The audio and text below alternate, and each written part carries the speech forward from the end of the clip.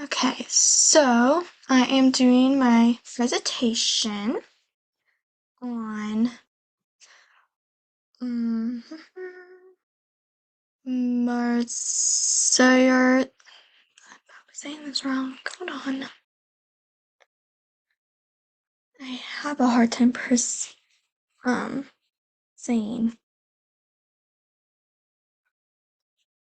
Mm,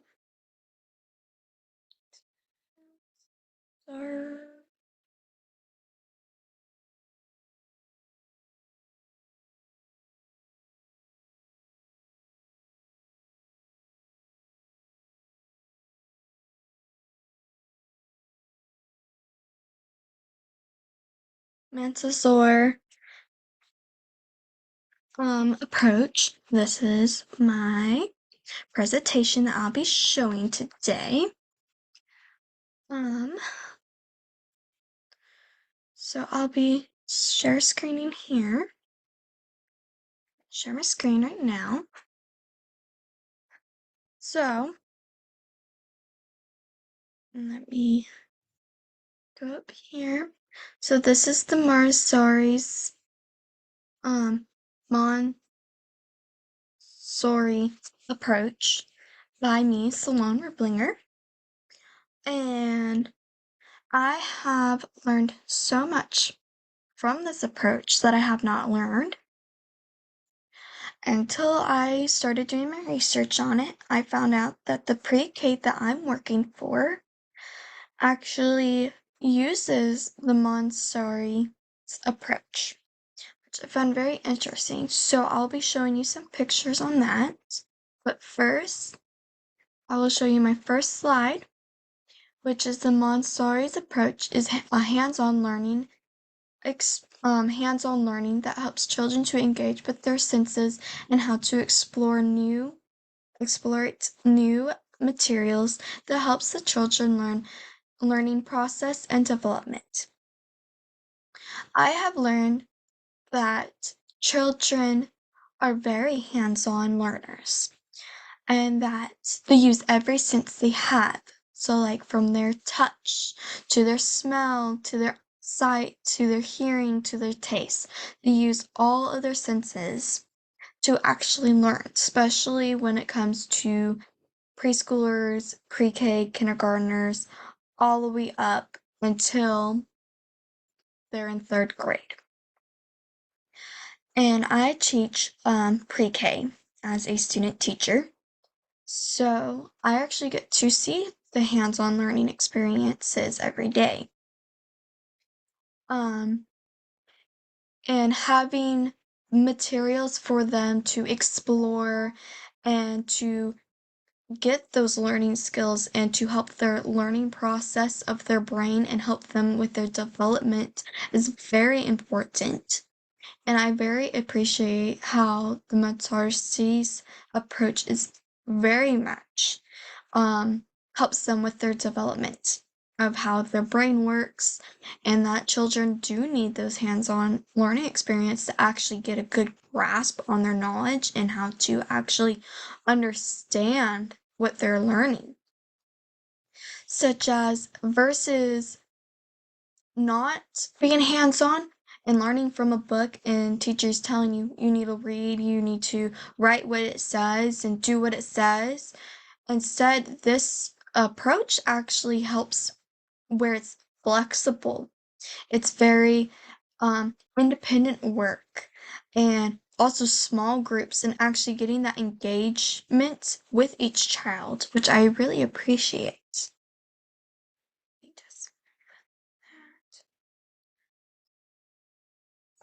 Another thing is the Montessori's has a very welcoming and homey feel to the schools that use this approach and the classrooms. And my classroom uses this approach. It's a very welcoming feeling that you get when you walk through the door. And the teachers don't stand in front of the classrooms and tell the students like you need to grab your book and read now, or you need to go and grab or I'm gonna pass you out this worksheet. Now you got to do it now in a certain amount of time, or we got a quiz you got to do, or um, it's very much, it's not like that. It's very much you get those connections with each student and each student's learning and each student's development, because all students are not the same. Not all children are the same. They all have different development stages that they're at for their brain. Um, some may be higher than others, some may be lower, some may be at the right spot they need to be, depending on how they are learning. Um, I very much like how it's very much, there's not a single desk in the classroom. There might be like some tables and a bunch of chairs for all the students to sit around for small groups or individual work. It's okay for them to sit on the floor and read a book, or if they, it's very much what the child needs, which is an amazing tactic of teaching. Is what does the child need? Do they need more reading time? How's their writing skills? Do they need to do a little bit more writing? Do they need more mathematic skills, such as adding and subtracting? Maybe they need a different approach of how to add and subtract. Which I also like is it it's very hands-on, such as you could use Play-Doh to show how to do like 2 plus 4 equals what, and they make the 6 out of Play-Doh. It's very hands-on. Or they can draw or write what it looks like, because it's very much hands-on. It helps with their hand-eye coordinations. They have all these resources they can go and grab easily, which I will get onto that here soon, where everything's their size, everything is accessible for them to need for their learning. I really enjoyed that. Learning about the Montessori approach. It is hands-on, it's very much for children and what they need. It is very wonderful to actually get to see that in my own classroom that I work for. I also love that these classrooms are designed materials for the children to easily access books that they want to read. They have toys for them to need, sensory toys, sensory bins, things that they need. It's accessible, such as dramatic play stuff. They may have clothing, like of materials that these children can actually use their imagination. Like one may think, oh, this piece of fabric I can turn into a dress, or oh, I could use this fabric as a superhero's cape. Or it's a blanket, or they use the furniture as like different things other than what it's actually for. It's a very much helps them be imaginative. It helps with their ability of learning. It helps them get the grasp of what the real world will be like. I love it how they have these classrooms that have sinks that are very accessible for children. If they need to wash their hands, they can just go straight to the sink, turn their water on their own, and be very independent. Which I really love about this approach is it teaches them how to be independent, how to do things on their own, because once they become adults, they will have to do things on their own. And it's an amazing approach to teach them at a young age how to be independent, how to get your own food, how to prepare your food, how to get your utensils from the kitchen on your own. And it teaches them the world aspects of what not many of us had got in the past, because not many teachers did this kind of theory. And I really enjoyed learning and reading so much about this theory. Um, my next slide is going to be talking about how the teachers that do the Montessori's approach is very gentle, and they're kind, and they're heartwarming, and they have an amazing aspect to each of the teachers that are teaching these children how to do a respect thing with each other, how to show them how to organize and keep things clean. Um, and a lot of these children that get the Montessori's approach will take these skills that they're learning in the classroom home with them to, and then their parents are like, wow, they're becoming independent. They're cleaning up after themselves. I'm not telling them I need you to pick this up 20, 15 million times. I tell them once and they do it and they put it away. They find new homes for things. They're very smart and intelligent. And oh my goodness, they're learning how to write, and they're learning how to read on their own very fast. Or they're learning how to do addition very fast now. They're doing their addition fractions very fast. Their subtractions. They're understanding all these because they get that development from the Montessori's approach. It very much helps their development. Um, and back to where it's very furniture's child size. It's very easy. It's cozy spaces. I will actually show you what my classroom that I teach for actually looks like. So we have a balance beam right here for the children to learn how to balance, because I found out that movement helps their brains make connections. We have a little trampoline where it's in a safety area for them to jump safely. We have this little area right over here where we have like toy cars. We have puzzles and games, math games. We have what else? Um, how to trace things. So this is what that looks like. We also have where the kids can go outside, and we have chalkboards for them to color and make art out of using chalk outside when it's a very nice warm day.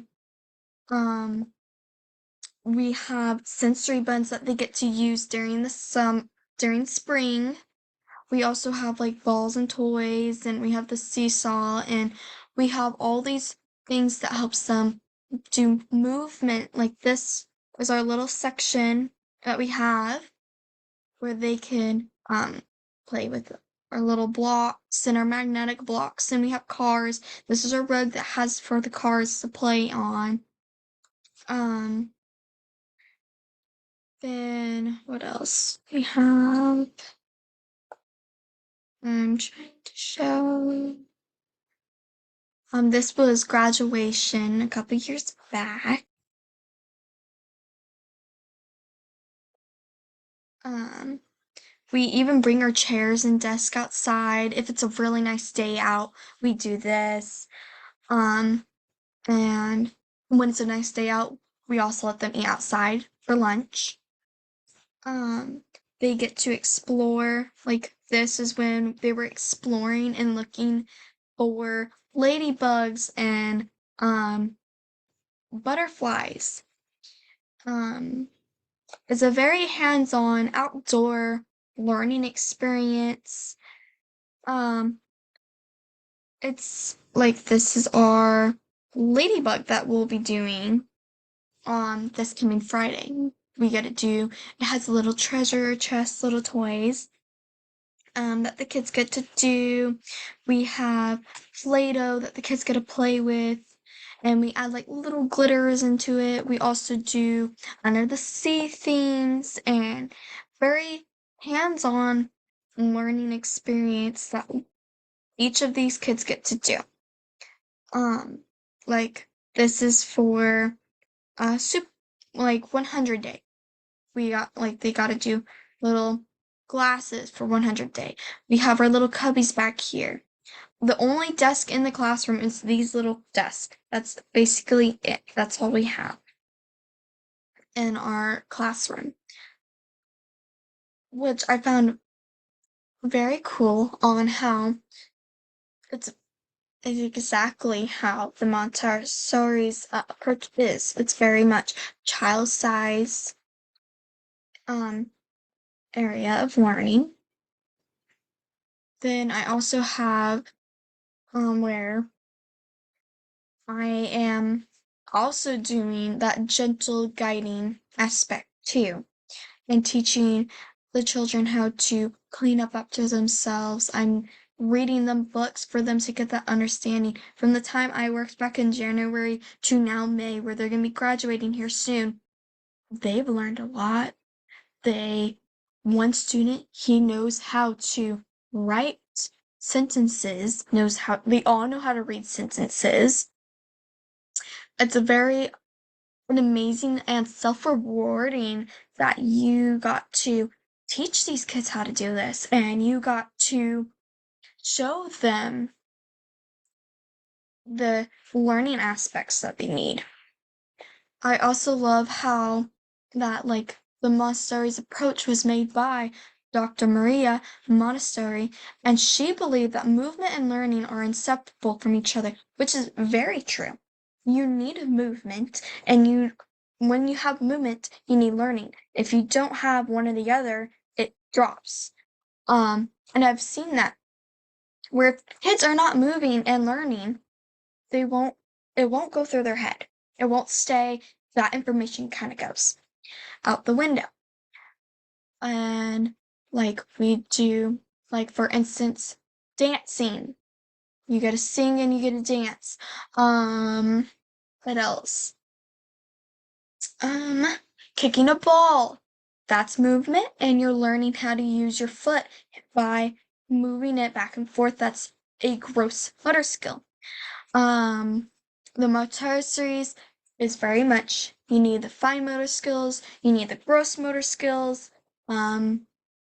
hands-eye coordination, very independent learning, small group learning, working together, communicating, problem solving together. If there's a problem that arises, they work together and figure out the problem and how to fix it. It very is much teaching these children what it's going to be like when they're older. When there is a problem at work, they will figure it out problem solving because they've done it younger and they will remember how to. They will know how to be independent. If they do need help, they will ask. And that's when they really, really need it. Other than that, they won't tattle on each other. They will figure it out. It's a very nice aspect of the Montessori's approach. It causes them to learn and to develop how to do everything the way it needs to go. It's a very nice aspect that they get to learn, and I enjoyed reading about it and learning more about the Montessori's approach, that it was such an eye-opener that, wow, the classroom I'm working for was this same thing. I'm doing the exact same thing that I'm learning about right now. And I really enjoyed it. It's been a really nice, enjoyable learning aspect of how to teach the children, how to get them to understand more and more about it. I don't think I would want to change the Montessori's approach at all on this. I feel like more schools and more classrooms should use this approach more and more often and read her theories and get to know why she did the hands-on experience as well. It's very interesting and I really enjoyed it. I'm gonna stop staring on my screen. But yeah, I think that it's a really great aspect of teaching and learning for each student to get that tactic of how to understand how to be independent and how to work with each other and work in small groups. It doesn't have to be a large group because sometimes in large groups, each student, one may feel like, oh, I'm not getting it, and the other one is. With this individual work in small groups, you actually get to know the main problem. So you kind of change it to each and everyone's learning that they need, which I really enjoyed learning about that.